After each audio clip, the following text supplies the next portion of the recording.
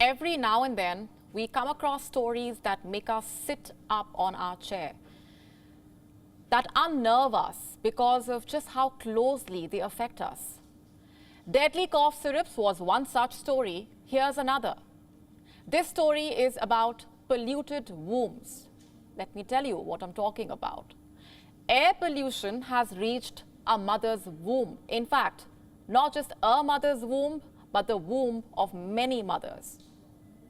Black carbon particles were found in these wombs, in the lungs of unborn babies, in their liver, their brain. How did this happen? How did air pollution reach babies who are yet to take their first breaths in this world? Let's start with the basics. What do we mean by black carbon? These are among the many particles and gases that are emitted when diesel is burnt, or for that matter, even when coal is burnt. An unborn baby is not exposed to any of this, but the baby's mother is. When the mother breathes in polluted air, it passes through her bloodstream and placenta and enters the fetus. Now, the number of black carbon particles in the womb varies depending on the amount of air pollution that the mother is exposed to. What does this mean for the baby?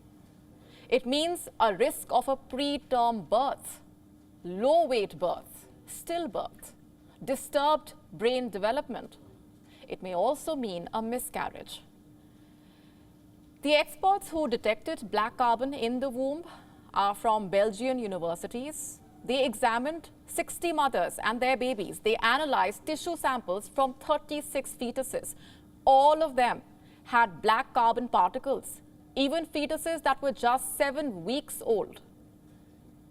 This is a scary finding, and it affects all the coming generations. You see, a baby is the most vulnerable when she is in the mother's womb, because it is in the womb that the baby undergoes key organ development.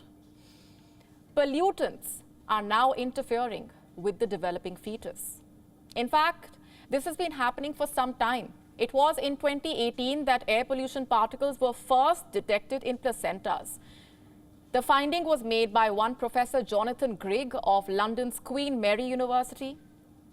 And commenting on this recent report, he told a British media outlet, I'm quoting, "Seeing particles getting into the brain of fetuses raises the stakes because this potentially has lifelong consequences for the child."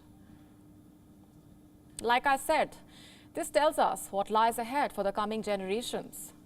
They may be born with health problems because of pollution, because of the pollution that their generation is not even responsible for. You know, the recent study was conducted in Aberdeen and Grampian. These are regions in Scotland. And these are regions with relatively clearer skies and good air quality. Earlier today, the AQI, or the air quality index there, was between 13 to 22. These numbers don't even fall into a category of concern. They are well within the safe limits.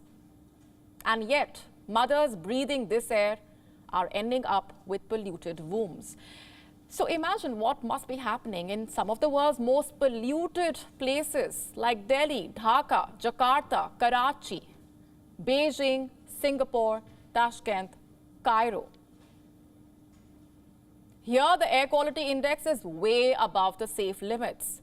Thousands of pregnant women in these parts of the world are breathing toxic air every day, exposing their unborn babies to toxic particles.